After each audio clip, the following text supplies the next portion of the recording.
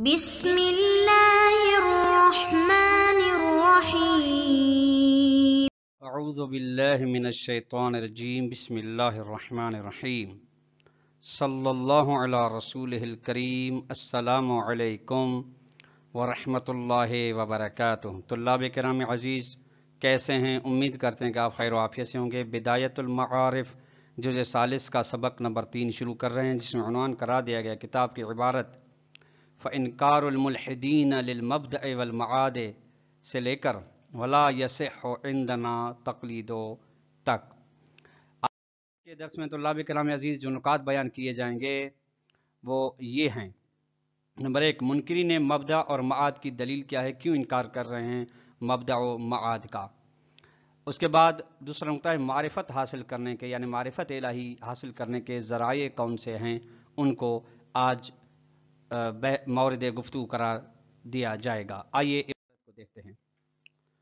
فَإِنْكَارُ الْمُلْحِدِينَ لِلْمَبْدَأِ وَالْمَعَادِ بِدَلِيلٍ أَنَّهُمَا لَا يَكُونَانِ قَابِلَيْنِ لِلتَّجْرِبَةِ إِنْكَارٌ بِلَا دَلِيلٍ وَمُقَابَرَةٌ، کہ ملحدین یعنی جو منکرین ہیں، جو ملحد لوگ ہیں، یعنی ماوراء طبیعت کو قبول نہیں کرتے، وہ خدا مبدأ یعنی خدا کے بھی منکر ہیں، معاد کے بھی منکر ہیں۔ ان کے بعد دلیل یہ ہے چونکہ یہ مبدأ و معاد یعنی خدا قابل تجربہ نہیں ہیں۔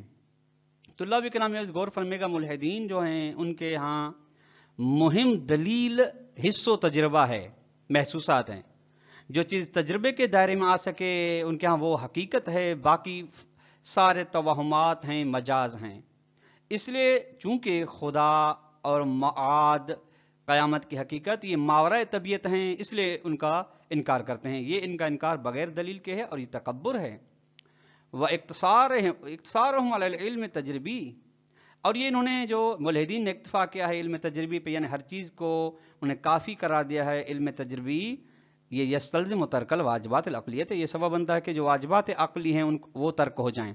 یعنی واجبات عقلی وہ واجبات کے بارے میں عقل بذات خود جن کے حسن و قبح کے بارے میں حکم لگاتی ہے، جیسا کہ عدل کا حسن ہونا، ظلم کا قبیح ہونا، ایسے واجبات عقلی کو ملحدین لوگ ترک کر دیتے، چھوڑ دیتے ہیں، وہ نہیں مانتے، چونکہ وہ تو تجربے میں نہیں آتے۔ التی منہا، ان جن میں سے ایک مورد گفتگو جو ہمارا چل رہا ہے وجوب دفع الضرر المحتمل، ان واجبات عقلی میں سے ایک یہ ہے کہ اگر کسی بھی مقام میں احتمال ضرر ہے تو اس احتمال کو دور کرنے کے لیے عقل کہتی ہے کہ قدم اٹھایا جائے، یا اس سے خود دوری اختیار کریں، یا کوئی ایسی چیز اپنائیں جس سے وہ احتمال ضرر دور ہو جائے۔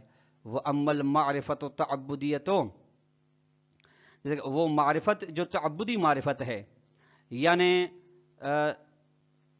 دوسرے کے کہنے پہ، کسی مولا، کسی بڑے خدا، رسول، ولی کے کہنے پہ جو معرفت حاصل ہوتی ہے، جیسا کہ مثال معرفت تعبدی کے دیتے ہیں کہ اس بات ثانع کہ ثانع یعنی خداوند خالق کا وہ ثابت کرنا، بقول ثانع خود اس کے قول سے، کہ خداوند یعنی خدا خود ثابت ہو رہا ہے، خالق ثابت ہو رہا ہے خود خالق کے قول سے کہ میں ہوں،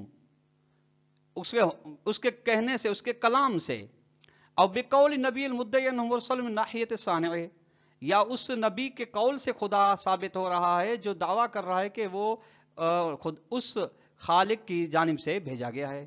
فلا یجوز الاکتفاء بها، اس ایسی معرفت تعبدیہ پہ اکتفا جائز نہیں، یہ کافی نہیں ہے معرفت کے باب میں، چونکہ لزوم الدور ہے، دور لازم آ رہا ہے، اور منطق میں آپ طلاب کرام جانتے ہیں کہ دور باطل ہے۔ دور طلاب کرام عزیز یعنی اس مسئلے میں یوں ہوتا ہے کہ کسی بھی چیز کو ثابت کرنے میں ایسی ادلہ یا دلیل کی ضرورت ہوتی ہے جو اس چیز سے خارج و باہر ہو، وہ خود چیز جس کو آپ ثابت کریں وہ خود دلیل نہ بنے۔ اگر معرفت خدا کے لفظ انبیاء کا وجود اور کلام الہی ہے، اور کلام میں خدا اور انبیاء کا صحیح ہونا موقوف ہے اس بات پر کہ خدا کے وجود کو قبول کیا جائے، تو یہ دور ہے۔ لہٰذا معرفت خدا اور وجود خدا موقوف ہے انبیاء و خدا کے کلام کو تسلیم کرنے پر، اور انبیاء اور خدا کے کلام کو قبول کرنا موقوف ہے کہ خدا کے وجود کو تسلیم کیا جائے.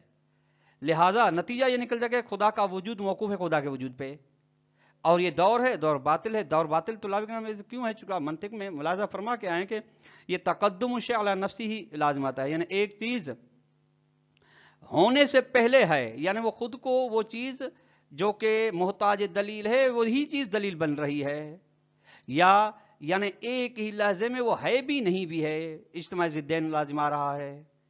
یہ نعم ہاں یمکن الاکتفاء بہا، معرفت ابدی پہ اکتفا کرنا ممکن ہے، فی جملۃ من العقائد، کچھ عقائد میں، بعد اثبات المبدأ ونبوت خدا، توحید وجود خدا کو ثابت کرنے کے بعد، نبوت کو ثابت کرنے کے بعد بالدلیل عقلی، دلیل عقلی کے ذریعے جب ثابت کرتے ہیں، ہاں پھر جو ان کی جزئیات ہیں نبوت و مبدأ و معاد وغیرہ کی، پھر تعبدیات کے ذریعے، جس طرح کل معاد ہے، جس کے معاد ہے اس کو معرفت تعبدی ہے، معاد کی جزئیات، اصل معاد کے بارے میں تو دلیل عقلی موجود ہے جو بیان کر کے آئے ہیں وغیرہ. معاد کے علاوہ بھی دوسرے مسائل جیسا کہ برزخ کے بارے میں معرفت تعبدی چاہیے. وَأَمَّا الْإِكْتِفَاءُ بِطَرِيقَةِ الْكَشْفِ وَالشُّهُودِ وَالْعِرْفَانِ، یہ طلاب کرام یہ یعنی تین لفظ ہیں ایک ہی معنی کے، یعنی باطن کے راستے سے، روحانی طریقے سے اشیاء کی معرفت حاصل کرنا. کہ کیا معرفت کے باب میں کشف و شہود و عرفان کا راستہ کافی ہے یا نہیں، اس کے بارے میں کافی اختلاف پایا جاتا ہے. فی غیر ما اقتضت الفطرت، یعنی وہ بھی ان مقامات میں جہاں کہ فطرت جہاں تقاضا نہیں کر رہی، یا فطرت جہاں پہ درک نہیں کر رہی. فیسو جبکہ ان هذه طریقت لا تخلو عن الخطأ والاشتباہ، فرماتے ہیں کہ یہ طریقہ کشف و شہود یہ خالی نہیں ہے غلطی و اشتباہ سے. لہٰذا جس میں غلطی و اشتباہ کا شائبہ پایا جاتا ہے، نمبر ایک تو ہر ایک کو حاصل نہیں ہوتا، یعنی ریاضت نفس کے ذریعے سے انسان کے لیے باطن اتنا پاک و صاف ہو جاتا ہے کہ اس کو حقائق نظر آنا شروع ہو جاتے ہیں. لہذا یہ سب کے لیے میسر نہیں ہے. نمبر دوسرے پہ کہ اس میں غلطی کا امکان بھی ہوتا ہے. فلا یجوز بدون النظر والاستدلال کما لا یکفی، اور یہ اکتفا بطریقۃ الکشف والشہود جائز نہیں ہے، ممکن نہیں ہے بغیر استدلال کے زمین میں کیے ہوئے. یعنی ہاں تب ہے جب اس کو آپ استدلال کی صورت میں اگر بیان کرتے ہیں تو پھر یہ ہمارے دلیل بن سکتا ہے. کمال اکفا، جس طرح کی بات واضح ہے. آپ دیکھ سکتے ہیں یہ بات قواعد المرام صفحہ نمبر 30 پہ، اور قواعد المرام کے علاوہ جو کلامی و فلسفی کتابیں ہیں. نعم ہاں من نظر واستدل واہتدى الى طریق المستقیم، ہاں جو شخص غور فکر کرتا ہے، استدلال قائم کرتا ہے اور ہدایت حاصل کرتا ہے صراط مستقیم کی سیدھے راستے کی جانب، امکن لہ الکشف والشہود بالاجتہاد فی العبادت و مراحل الاخلاص. ہاں یعنی نام استدراک ہو رہا ہے لا تخلو ان کا، یعنی اس سے کہ لا یجوزو کہ طریقے کشف و شہود کافی نہیں ہے. ہاں کافی ہو سکتا ہے اس آدمی کے لیے جو غور و فکر کرتا ہے، استدلال کرتا ہے اور ہدایت حاصل کرتا ہے صراط مستقیم کے لیے، تو اس کے لیے ممکن ہے کشف و شہود کرے. وہ بھی کشف و شہود کا طریقہ ہوتا ہے وہ کہ کوشش کرے عبادت کے مراحل میں، یعنی اپنے نفس کو باطن کو پاک و پاکیزہ بنائے اور اخلاص کے مراحل تک پہنچے، تو اس کے ذریعے سے پھر وہ حقائق اس کے لیے واضح ہو جاتے ہیں، اس میں خطا کا امکان کم ہوتا ہے. فلا تغفل، اس نقطے سے غافل نہیں ہو رہا. لہذا یعنی ہر مقام پہ شہود نہیں چلتا، عرفان نہیں چلتا، کشف نہیں چلتا. ثم انه هل يتحقق الواجب المذکور بتحصیل العلم ولا من تقلید ام لا یکفی. اس کے بعد فرماتے ہیں کہ کیا وہ واجب جو ذکر کیا گیا کہ معرفت حاصل کرنا، طلب معرفت واجب ہے، یعنی علم حاصل کرنا واجب ہے، یہ تقلید سے بھی ثابت ہو جاتا ہے، ام لا یکفی، یا تقلید کافی نہیں ہے. یعنی اگر کسی کو معرفت الہی حاصل ہوتی ہے، معرفت مبدا معاد، معرفت حقائق حاصل ہوتی ہے، تقلید کے ذریعے کافی ہے، قابل قبول ہے شرعی نگاہ سے، یعنی کافی نہیں ہے. الا ما، یا وہ صورت ہو کہ مستند دلیل ہے، یا پھر معرفت کا حصول دلیل بنے، دلیل کا سہارا لے. اب نظریات ذہب العلامہ، تو پہلا نظریہ علامہ ہلی کا ہے جو کہ آپ باب ہادی عشر میں دیکھ سکتے ہیں. اور والحکیم المتعلق ملا محمد مہدی نراقی وغیرہ ان کے علاوہ ہیں. یہ دونوں بزرگوار کہتے ہیں اس معاملے میں الی لزوم کون المعرفت عن دلیل، لازمی ہے، ضروری ہے کہ معرفت الہی دلیل سے حاصل کی جائے، بغیر دلیل کے قابل قبول نہیں. ان کے یہاں دلیل کے مقابلے تو اللہ کرم تقلید ہوتی ہے. فلا یکفی العلم الحاصل من التقلید، بس وہ معرفت، وہ علم جو تقلید سے حاصل کیا جائے وہ کافی نہیں، وہ قابل قبول نہیں ہے. بات دیکھ سکتے ہیں اسم الموحدین صفحہ نمبر 39 پہ. وَأَوْرَدَ عَلَيْهِ الْمُحَقِّقُ الْخُنصَارِي، ان کے قول پہ علامہ اور حکیم ملا مہدی نراقی کی بات پہ انہوں نے اشکال کیا ہے. محقق خنصاری نے اشکال یوں ہے کہ بِأَنَّ مَنْ حَصَلَ لَهُ الْعِلْمُ مِنَ التَّقْلِيدِ محکوم للاسلام ہے. اس کو آپ بھی قبول کرتے ہیں کہ جس شخص کو علم حاصل ہو جائے تقلید کے ذریعے سے، یعنی آباء و اجداد کی تقلید، اساتید کی تقلید، بزرگان کی تقلید، تو اس پہ اسلام کا حکم لگتا ہے، یعنی وہ مسلمان ہے. اس کی جان، مال، عزت، ناموس ہمارے لیے محترم ہے. وَإِنْ عَصِیَ فِي تَرْکِ تَحْصِیلِ الْمَعْرِفَةِ مِنَ الدَّلِیلِ، اگرچہ اس نے گناہ کیا ہے کہ اس نے معرفت الہی حاصل نہیں کی، معرفت حاصل نہیں کی دلیل کے ذریعے سے، اس میں گناہ گار ہے. لیکن اس کا مطلب ہرگز یہ نہیں ہے کہ اس نے اگر علم و معرفت الہی، معرفت دین تقلید سے حاصل کیا تو اس کا کہ وہ معرفت قبول نہیں ہے، نتیجے میں وہ مسلمان بھی نہیں. ایسی بات نہیں ہے. یہ اشکال ہے. آپ کیسے پھر کہہ سکتے ہیں علامہ حلی مولا محمد نراقی کے تقلید سے علم کافی نہیں ہے، جبکہ آپ بھی قبول کرتے ہیں کہ تقلید سے کیا حاصل کیا ہوا علم قابل قبول ہے، وہ مسلمان ہے. مبدأ ما صفحہ نمبر 11 پہ.